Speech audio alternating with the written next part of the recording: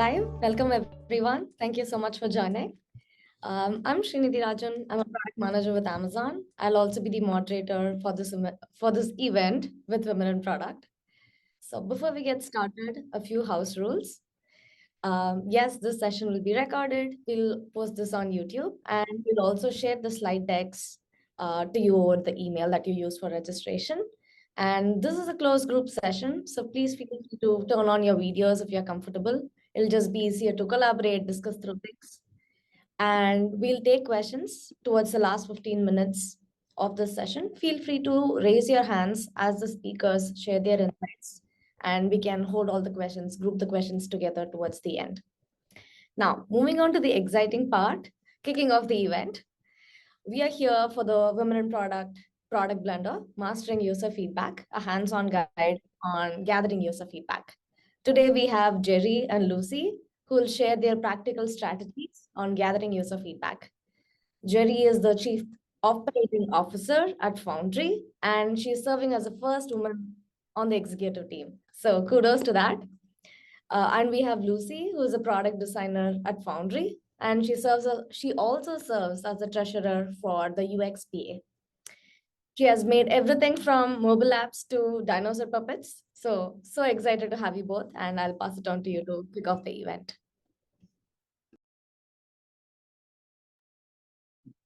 Thank you. Appreciate it. I can't believe how many people are popping in. I'm sure we're all hearing the dings. Well, welcome. I'm Geri Huibregtse, as Srinidhi said, and I'm really happy to be here today along with Lucy to chat about user feedback. I know Lucy and I wanted to kind of give you a little bit of a background of kind of how we got into where we are today. So I've been working in digital product development, project management for over 10 years now, and have done both consulting and worked in a product company as a head of product. So, and now I'm back on the kind of consulting side. So I'm really excited. I obviously think user feedback is incredibly important. So I will pass it over to Lucy. Thank you. So I am a product designer. At Foundry, I get to work alongside Geri. My specialty is in user research and speaking to our users and facilitating workshops and user interviews. I came at this at kind of a different angle than some. My background is in physical product. I worked as a costume designer and developer for theater.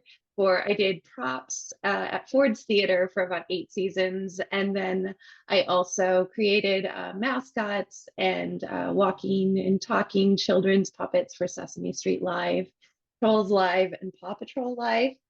So I kind of came at it from a different direction than a lot of people. However, it's pretty interesting to see what the crossover can be when you're making a puppet that has to be able to open their eyes and talk and blink, and you need to put it on a person. Having that person's perspective of how they move things around and how they work and how long those days can be really important. And so it was a nice transition. I switched over to digital product design just over 2 years ago, and I've been at Foundry working alongside Geri ever since. Wow. So I think we had a couple questions if you wanted to share with us as we're moving through our presentation. We think there was a few things that can be helpful to think about in putting into your own context. Obviously, Geri and I have our experiences, especially from the consulting and agency side. But there's nuance to every product. So we had some chat prompts if you wanted to share in the chat, or as we were going through today, if you just wanted to think about why would your product benefit from feedback? How might you gather it? Who can help you understand it? And what do you do with those findings? So I think we can kind of dive right into it then and talk about what do we mean by user feedback. Yeah. Geri, did you want to talk a bit about this? Yeah, I am happy to. And please, Lucy, jump in. So there's all sorts of different kinds of feedback. We may not think of something as feedback, but it's as simple as a survey, a form, an interview. Just having a conversation with someone, maybe taking them through a prototype. So usability and product testing, and generative and desirability research. Goodness sakes, clearly I need some water. But we just want to really articulate that it's broad, and to get your hands around it, and also to have some really practical tools on how to gather it. So it doesn't have to be complicated. Is there I anything do else you like wanted to to, say? yeah, I'd hop in and say, I think Yeah. that I've spoken to a lot of people who rely heavily on surveys or analytics, and those are very powerful tools. But I think it's important to remember there are other methodologies out there that might get a different response, right? Surveys can be difficult to understand exactly where your users might be coming from. There might be a bias towards frustration with the product, depending on which touch point that survey is given at. And some of that can be hard to kind of get through text. And so today we'd also be talking a little bit more about those remote moderated sessions, or opportunities where we have a chance to speak to people in a different framework than perhaps we've used before, and kind of the value in exploring for every interaction. There might be another alternative out there to maybe what you've tried before. So Then next, maybe we should start with, why do we care? yes. So I think, as Lucy said, we aren't our users. We all know that. We're all, designing, and oftentimes for others. And we don't know what we don't know.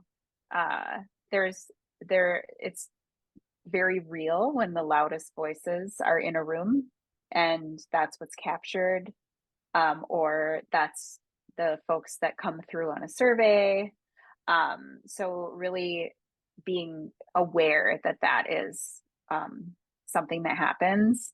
Don't just take quotes or feedback out of context. It's really important to make sure that you're painting a picture of what it really is.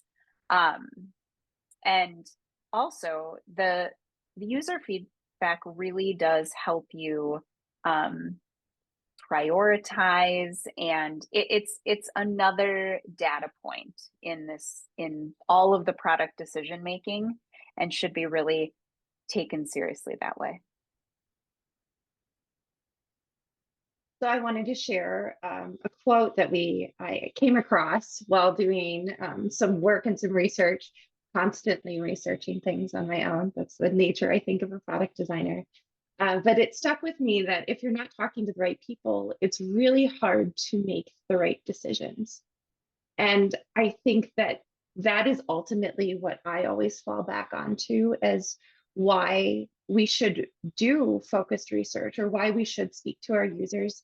I think that, especially I think it can happen in consulting settings. I do know it happens internally as well, that there can be a lot of excuses as to why you shouldn't do user feedback, right? It's expensive, it's an added expense. It's because somebody thinks they already know what their users want, or they have personas to base that on. So why do they need to talk to users? They already think they know what's happening, or they just want to launch it. Let's move fast and we'll fix these problems in a fast follow, which is always my favorite. That fast follow never happens. And so I think it's important to think about, why are we talking to these people? It's so we can make the right decisions. And we're speaking to our users because they are the data that backs up our hypothesis. We have a hypothesis as to what our product can do, what its goals are, but without that data to back up if it's actually either achieving those goals or if there's interest to achieve those goals. We're kind of just guessing at what we're doing. And I think user feedback can then focus us into making sure that we have data to support the decisions that we're making with our product. All right, so the key ideas that we're going to talk about today are really how to make a simple plan. So we can talk about methods and approaches. There's like this wonderful recipe metaphor that Lucy has that she'll talk about. Also, we want to talk about everyone counts in the process: engineers, designers, the QA person, like everyone who's involved, the business side of it. It's really important to bring everybody together. And then I think this probably goes without saying, but don't let feedback go to waste. Sometimes it comes in and it's just a lot of data. And taking the time to synthesize it is super important. And then finally, we want to talk about how to build it into what you do. So making it repeatable. So my favorite thing to talk about is research protocols, because I think they can be treated as a very scary thing, that people say, oh, there's all of this specific information I need. It's a very rigid set of rules that we have to follow. And the reality is they're not at all like that. I kind of align them to hosting a dinner party. In the United States, we have Thanksgiving coming up.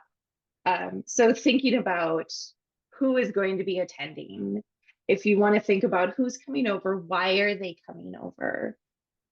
What allergies might they have? Who am I planning on talking to as they're coming to this dinner party? And so I kind of think of research itself, it's kind of like a dinner party. You want to make people comfortable when they come into your home. You want to make sure that you are prepared for some instances where suddenly somebody that you didn't know might be lactose intolerant. Do you have a backup lactate? There are all kinds of things that you can plan for a little bit in advance. So thinking about who or why, who, what, and how, and those are really the only things you need to know when planning a research protocol. So if we talk about starting with why are they coming over? What's your hypothesis? This is where I start with, why are we doing this? What are your users trying to achieve? And what problem are they trying to solve? Why are we here today?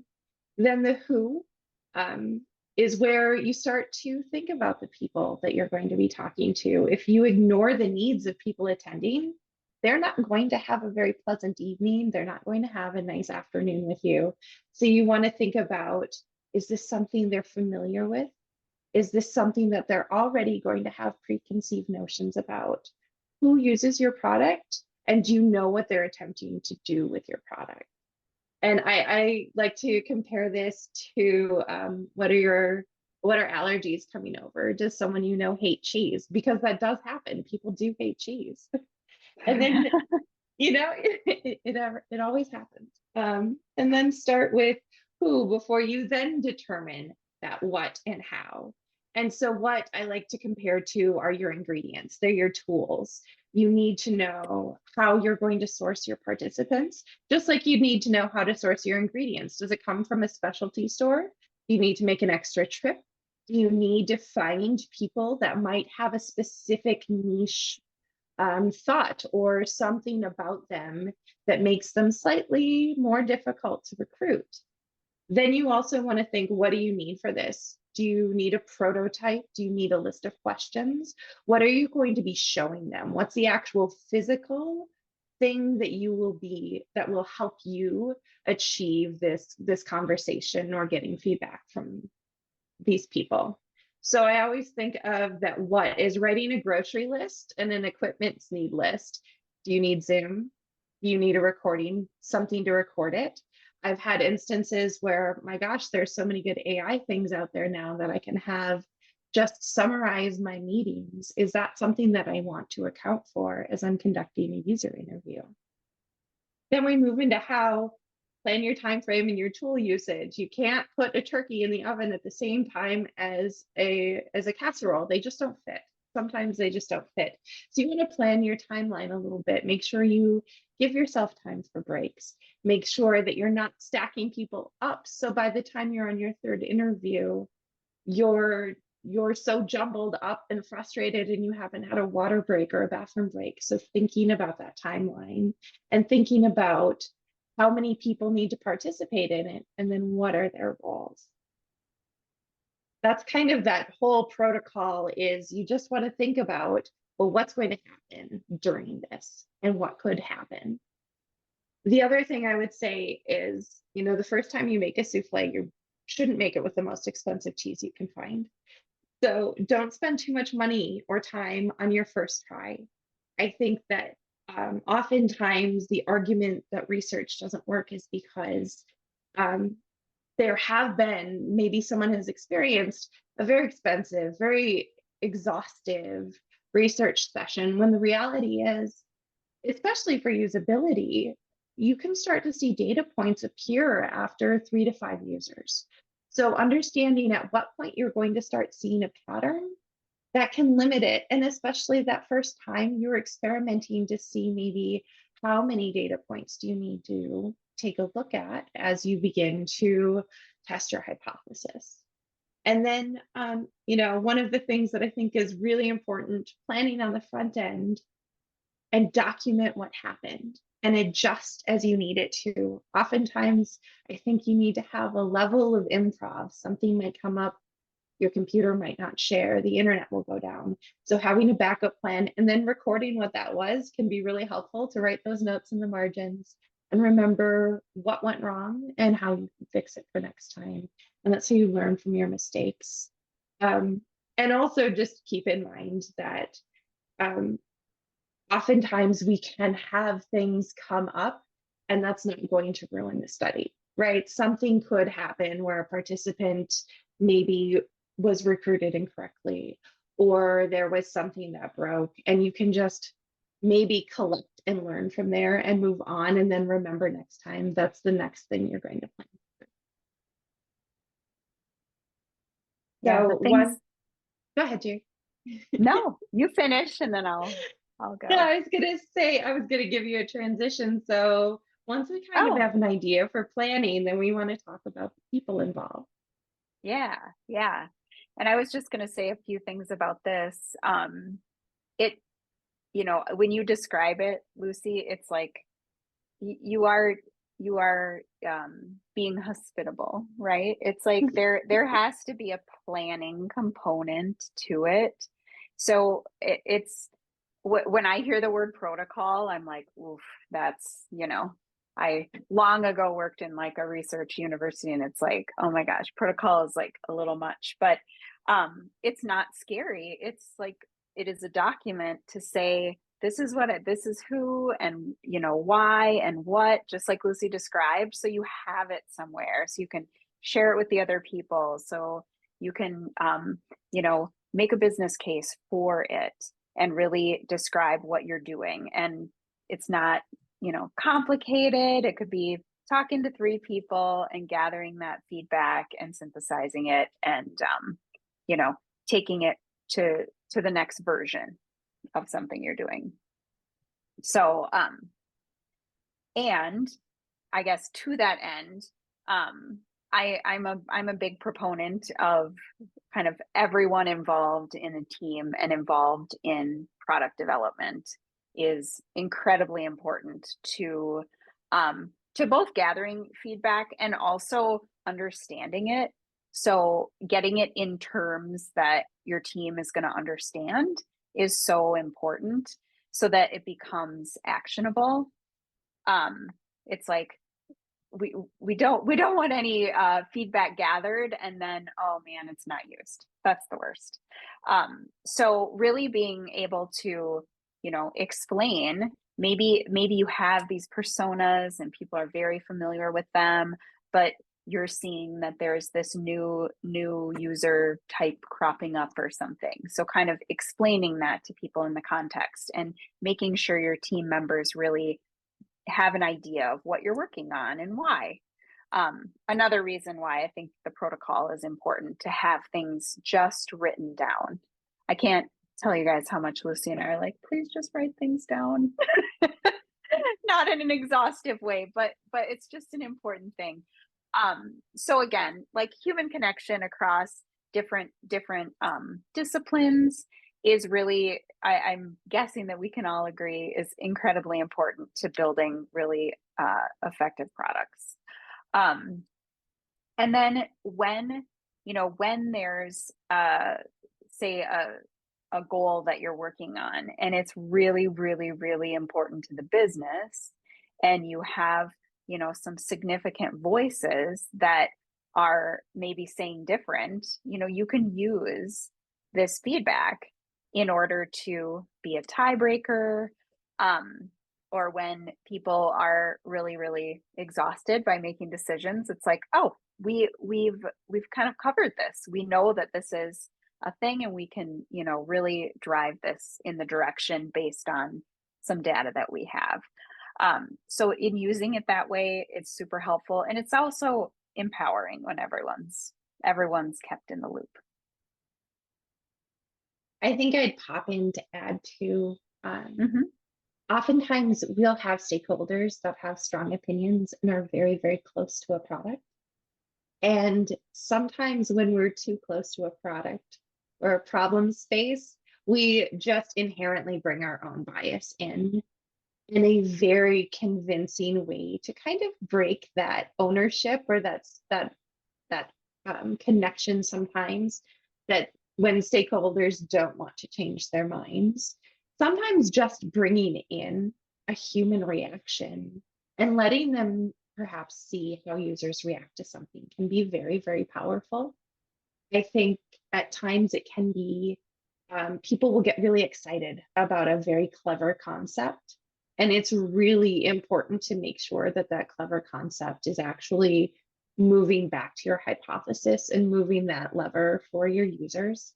And I think one way to break away or to identify perhaps any problems that might come up with a clever concept is to have people use it and right away see the impact it would have on users.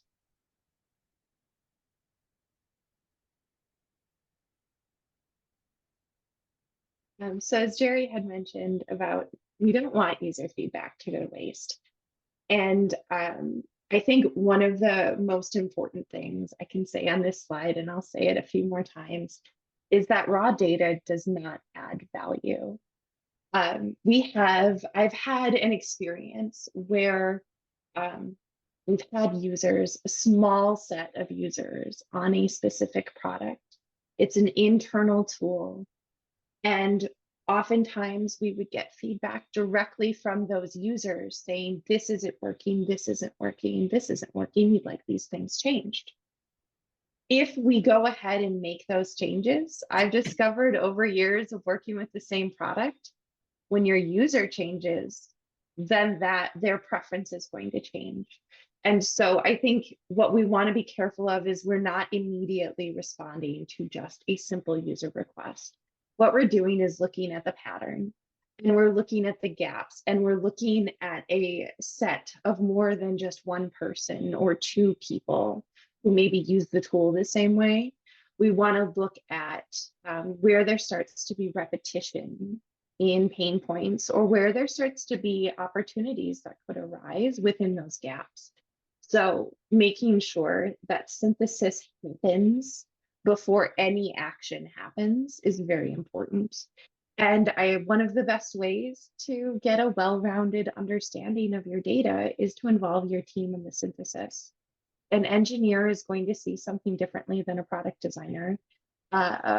Maybe the product owner knows some long-standing information about the product. It's important, I think, to make sure that you're getting perspectives from the team that uses it, as well as external perspectives to kind of fight back against our closeness to the products that we work on. Then, of course, thinking about what do you do once you've done that synthesis. So that's converting that feedback into action items.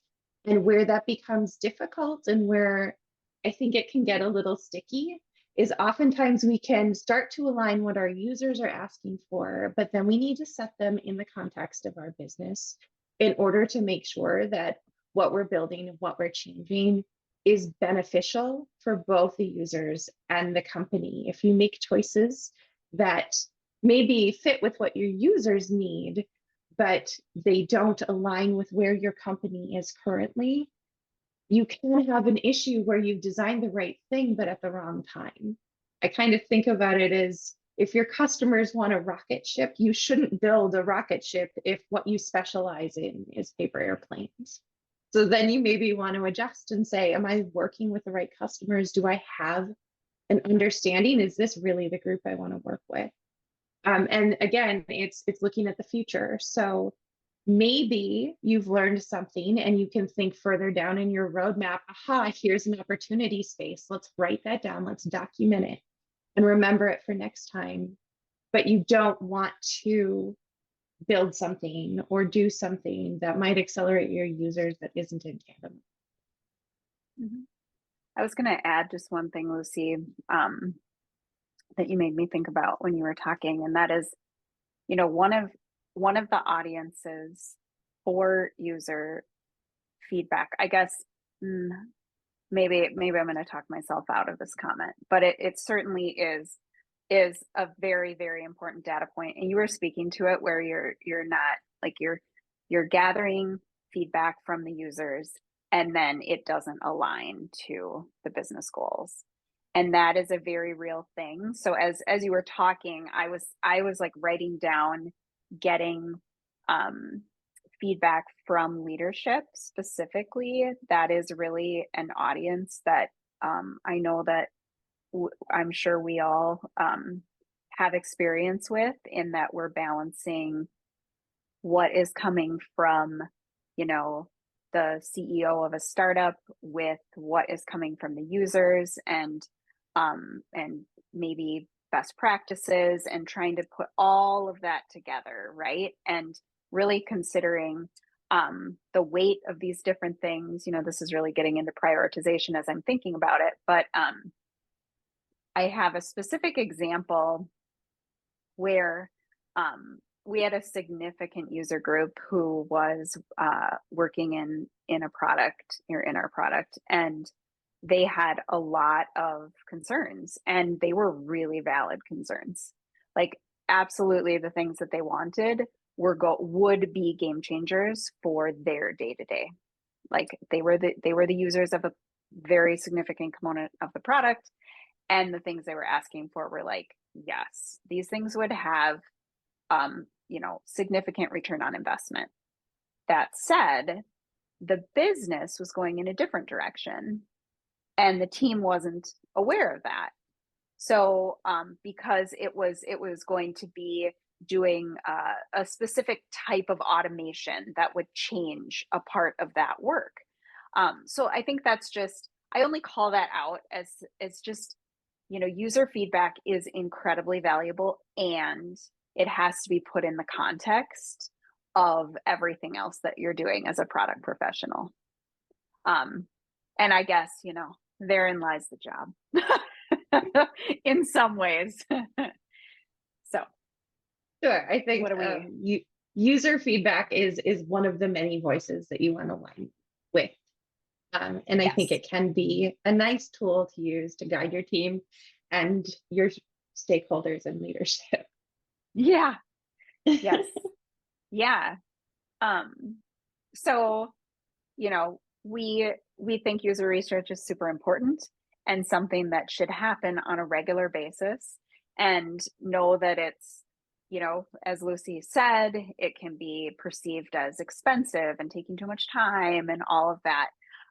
But really finding a way to build it into your process every day, or not every day, but into, say, a sprint process or your intake, so that you are saying, okay, I'm going to be always looking at, you know, reaching out to our customer advisory group on a quarterly basis at the very least. And I'm going to be doing some other one-on-one discussions and getting that feedback and just making sure that it is in alignment with some cadence of process. You know, there's so much process that can go into product development that, you know, sneaking these into pieces and even when you're doing, you know, strategic planning, say for the year or for a very large body of work, to make sure that you're building in time to do that, and the value of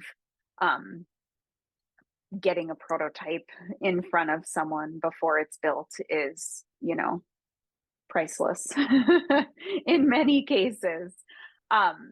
So I don't know if I have to say any more about that one. Let me see what else. You can kind of get started, as Lucy said, in a small way. And Lucy, I don't know if you want to jump in and chat about that after I'm done. But I also think another thing you said about making it repeatable is just write down what happened during your session so that you can really come back to it. So when you're designing the next time, you're like, wow, you know, people didn't respond or something. You know, I'm going to build in an incentive to the next one to make sure that that's something that that I just do. It's just part of my budget here moving forward to make it work. So yeah, is there anything else you'd add, Lucy? Trying to think. Yeah, as you were talking about, you know, documentation, it can be having just a session that's standalone can be really difficult. Oftentimes, I think we've all seen or experienced that dusty user research report that nobody has opened since the presentation on it. There's no reference back to it in any of the team's materials. So making sure that that documentation can live with the people who are working on it. Our products change, they evolve. As we look at the life cycle of a product, needs are going to change. And as you continue to collect data about it, it's helpful to find a place that can record maybe some of the things that was driving your hypothesis, or some of the things that you discovered that might not have been applicable, finding a way to go back and reference everything, whether it's sticky notes in a digital whiteboard, or if it's the world's longest Google Doc. Just having something that is accessible for your team and making sure that they can go back to that. So maybe it's all in a collection of Jira tickets that you can search for and find and open up and reference again. But making sure that you're documenting it, and then the people who need to have access to it still have access to it. These are living documents, and nothing is set in stone. So having that ability to access and remember what we did is helpful. Anything else you wanted to add, Geri? No. So this is some of what we've we've got. learned. Yeah. We did share on this next slide. There have been a couple of things that I use to kind of stay up to date. I think staying up to date on user research trends is always fun. But we have a couple of books we'd recommend. The first one, The Universal Methods of Design, is something that I'd share that I use still nearly every day.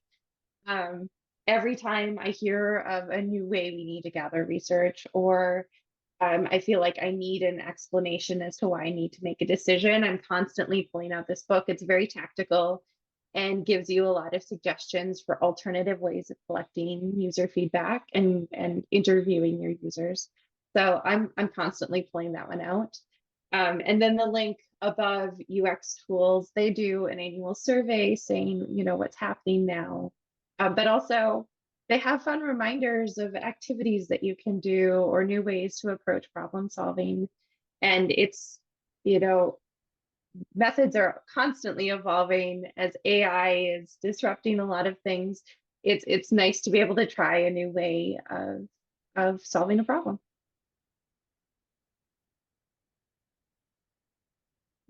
That is what we have. Yeah. Hey, thank you. Thank you so much for walking us through this.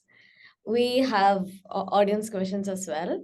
So we can probably take a break, have these questions answered, and then have prompts, go over the breakout sessions, and so on.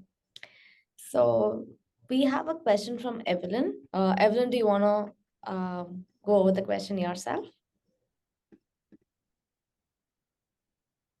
Yes, hi. Thank Yeah. you for calling upon me. I'm curious because one of the challenge I face as a product manager is a clear roles and responsibility.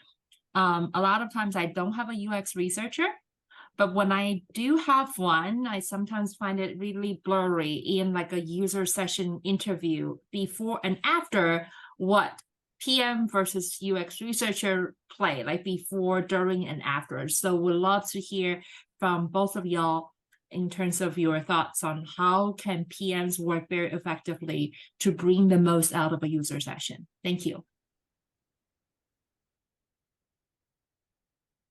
Do you want me to take this one, Jerry? Yeah, you can please. start. I'll jump in too, but go for it.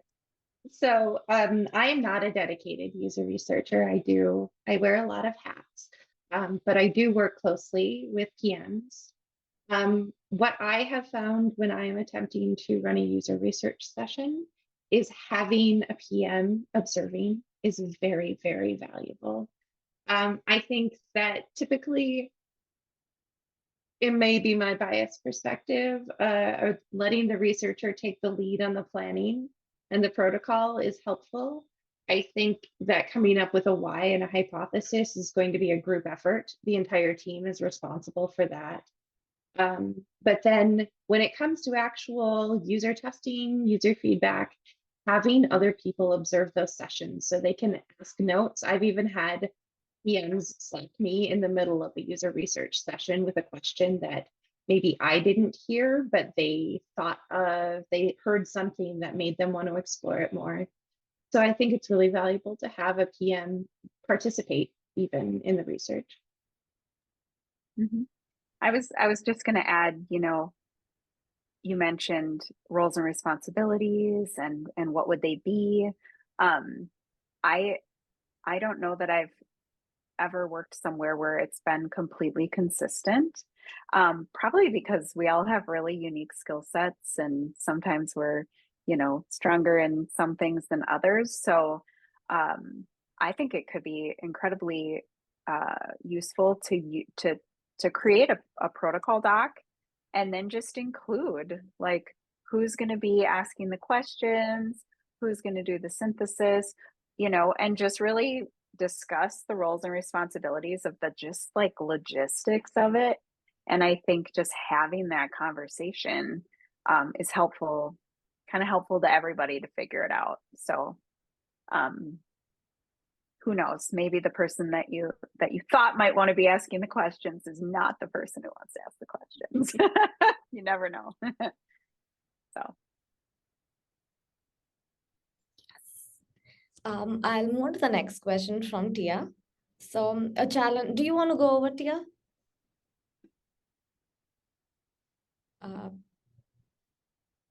I'm happy to voice it out as well if you're not able to unmute yourself. Okay, I'll start, but Tia, feel free to jump in anytime. So her call out was the challenge that she has been facing as a product manager is that during any user interviews, the users shift their focus and start asking about support and customer service queries or specifically the pain points they are facing rather than the actual intent of the interview. So she is just looking for any insights or advice on mitigating that and making that more focused and useful. Mm-hmm. That can be hard, especially if a user has had a bad experience with their product. They may want to talk about it a lot. I found that the best way is to start by making sure they understand you, hear them, you empathize with them. and repeat. And I found one way that can be really helpful is to frequently repeat back what you're hearing and saying, I'm hearing you say this. Is that true? Or did I understand that correctly? And I think that can also, by repeating back to people what you're hearing, they're also hearing themselves and you, from your perspective. So sometimes if their frustration is starting to come out on you, by having an open approach saying, I understand, and this is what I've heard, oftentimes that will be enough to kind of jog them back to the task at hand. Otherwise, it can be a very delicate thing, especially if you have somebody who is very, very talkative and you want to move on to the next point. That can be difficult. And usually at that point, I'll stop and say, this is our goal for this point of the session. I want to make sure we achieve our goal. Now, if you can do that by skipping some questions, then you're okay. But ultimately, you're going to need to improv a little bit. You might not always get your complete script done. It's not ideal, but the reality is, as long as you have a base, you kind of got to that goal of that session, then you can move forward with maybe a less complete interview.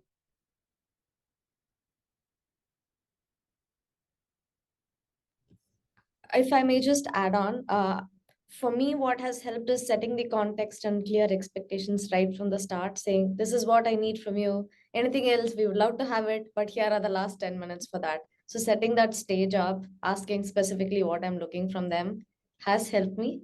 But yes, really a lot more user interviews to learn different things from. Um, the next question is from me. So I also want to understand how gathering user feedback varies based on like the company, if it's hardware, software, if it's B2B, B2C, or even between a startup and an established company. How does gathering user feedback vary? Is it at different points in time? Do we employ different modes of gathering user feedback? So I would love to hear your perspective on that.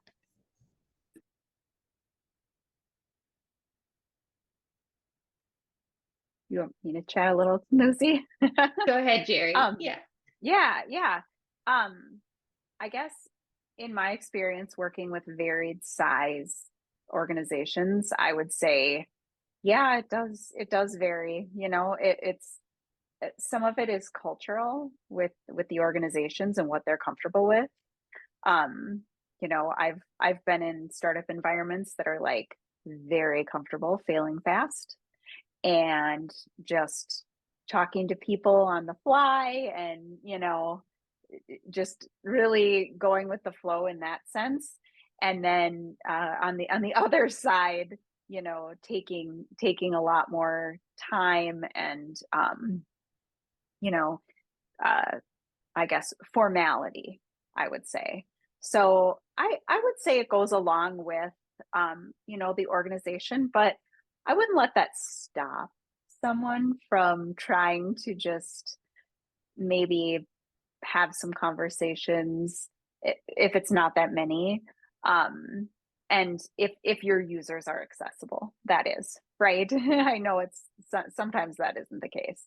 But I guess, you know, not letting some bureaucracy try to get in the way if you feel like you can, just because it may be just valuable data point for you as a product manager. It might not be, you know, this like big changing, you know, opinion from all of these users, but it might, you know, it could be the thing that you're like, wow, I'm, you know, I'm looking at this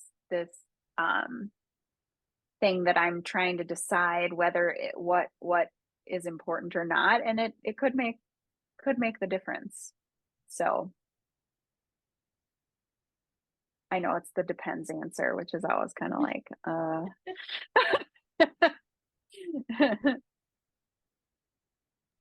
I think it's also important to keep it flexible. You know, having a healthy curiosity of different ways you can talk to users depending on size and scale.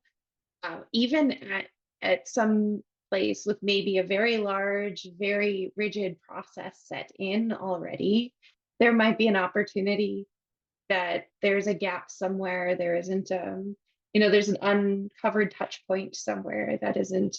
So I think staying curious is a very helpful thing to do, especially when considering an evolution of a product. One other really quick thought I had is only because I've worked both in companies and as consultants, sometimes leveraging someone from the outside is really powerful in an organization. I've never done it personally with user research specifically, but it could be something that you consider, or at the very least saying something like, I know this is how we handle user research, but there are some other pretty innovative companies that are really leveraging this, different way of doing it. Maybe we should consider that. So maybe trying to, both support new methods with examples of innovation, or potentially trying, somebody who's not sitting in the same room as you often. So That's helpful, super helpful. Thank you. We have questions coming in. Sarah, do you want to go? Yeah, so my question is around when your product has various different types of users who are using it in a bunch of different ways, and it's kind of hard to, one, make time to interview all these different types of users, keep track of all of their needs, and make sure that an enhancement or a new feature isn't going to negatively impact one type of user. Do you have any best practices or recommendations on how to start attacking that? I do think I'm going to start with it depends, of course. But I think that this is where it can be very helpful to pull in also business needs. If you have a very specific sets of users, which ones do you need to sometimes focus on, right? Which ones are helping your business achieve specific metrics? Which ones, which pathways, which different levers can you pull to set a pathway, right? We can't always design or make or create everything for everyone. So I think it can be helpful to identify the primary problem that your product is attempting to solve, or that opportunity space that your product lives in, and then identify how your business is capable of achieving that. And I think that can help you kind of direct. Obviously, you never want to do something that harms a set of your users, but we also want to be mindful that these products can only be so flexible. Great answer. Yeah. Thank you.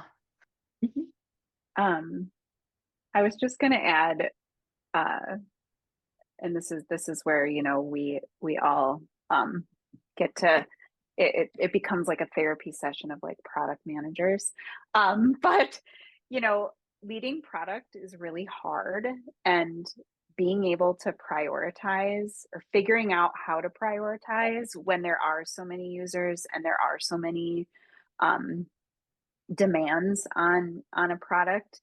And I think, to what Lucy said, you can't please everyone.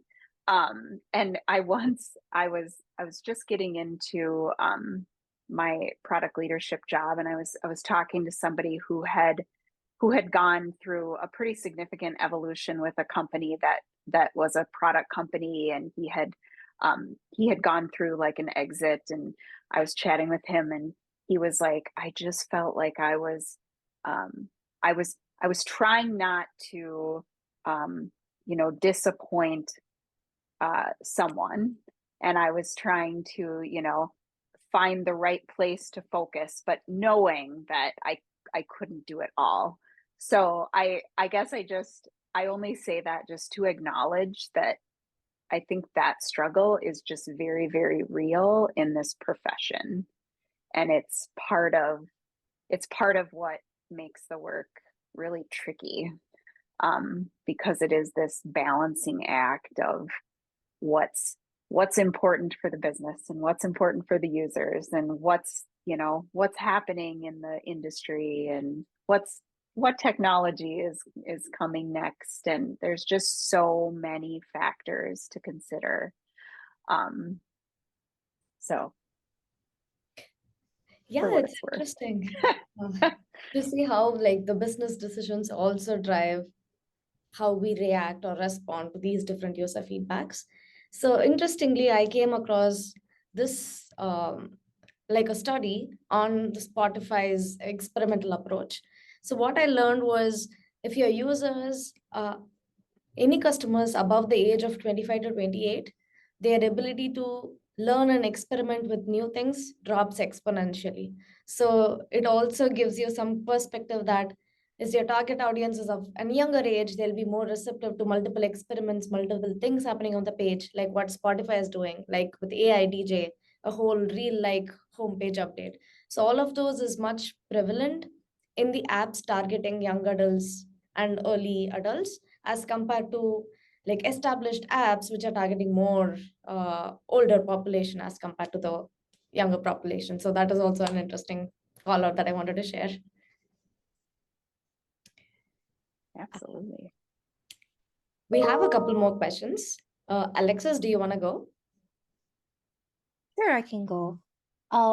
Basically, I'm in a finance company, and they have a lot of like strict cloud tech protocols, bureaucracy, but we still have quite a few squads products ongoing. And I would say that kind of causes a problem where I think some parts of the business and some squads are like unknown to other squads in the business. And I think it causes a issue where documents like just are kind of missing, or people don't even realize that they exist, but they're still useful. And in this case, I was just wondering, do you have any suggestions for living documentation that makes sense for such a large like organization?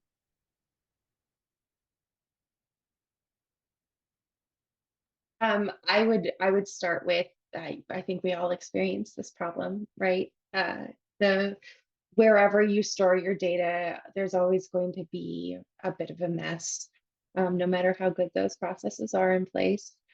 I've found that one thing that is very, very helpful to have is a glossary.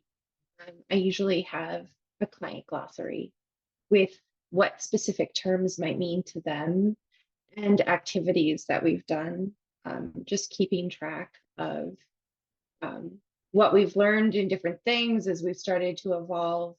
Geri and I have worked on a multitude of ways to document what we found and what we know about a product. And as much as you can, try to at least reference it in a glossary, I found can be helpful, or a README, even it can be viewed as a client README that can maybe point you to the different places where things are stored. I think that can be very helpful. And it just at least starts to shine some light on the different parts of the business that might be impacted if you put everything in one place as much as possible. I was just going to add that Lucy and I just got finished creating a deck for a client, and it was just baseline explaining like what the product does, what the vision is, what the components are, how it all fits together. And you would think that it was really common knowledge for everybody, but having this document, I'm like at a loss for the word of it. It's not an asset, but just having that is so important for alignment. It is such a big piece. So when, and it also can be a little, I guess I empathize, because it can be a little awkward when it's like, oh, we created this document, it outlines everything, I'm not sure if we're on the same page, I'm going to send this deck that explains, kind of how we're doing things or how things are set up. Take a look before we chat next or something when you find a couple groups that are disconnected. I think oftentimes we are the connectors and have to help facilitate that that knowledge share. And then, just very, very practically, there's some, tools like Confluence where you might have a whole, a bunch of product documentation built out, or Notion. We've built out, visual style guides in a tool called Zero Height, which may not, be exactly what a product documentation is, but in some cases I think it could also be useful. So there's a lot of tools out there to leverage.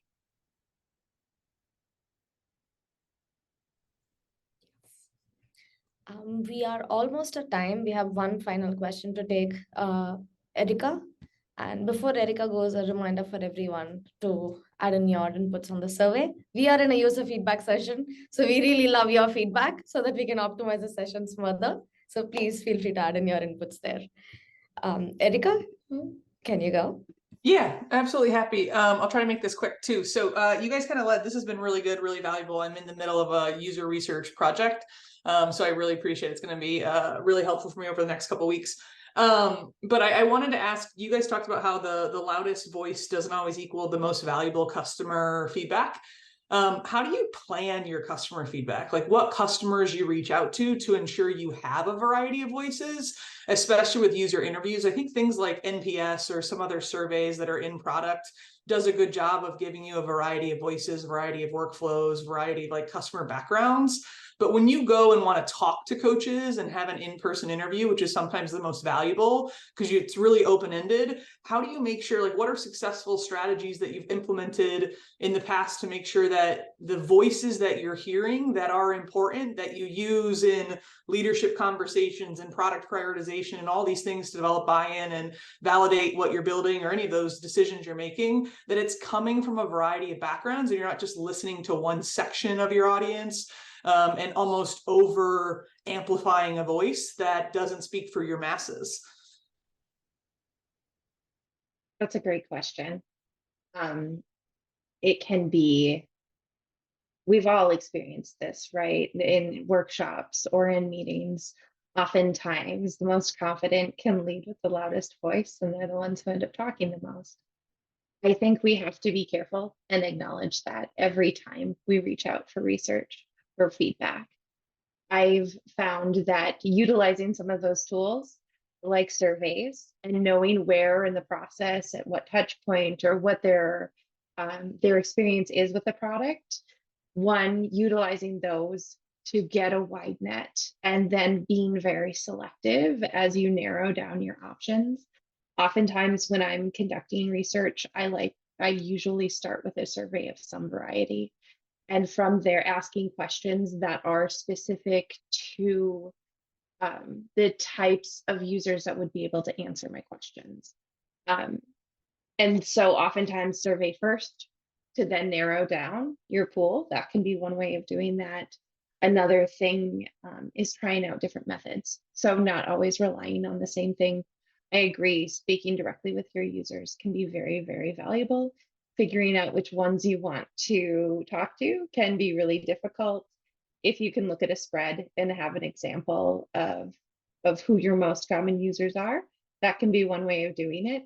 And also, I think sometimes you just have to acknowledge that you might have just had an outlier conversation. And you'll know that because there will be obvious pattern differences between your conversation with that person and perhaps the other 5 people you spoke to. And so being able to identify those as outliers can also be helpful. Geri, did you have any thoughts? I don't know if I have anything specific that I would add to your list. So I think it's great. In that case, we are right at time. Thank you so much for sharing your feedbacks. We have a lot of insights that are being shared on the chat as well. So really appreciate the participants as well for being such an engaging group and facilitating this discussion. Thank you so much, everyone, for joining this discussion. Thank you. Thanks. Thank you so Thank you. much. Thank you.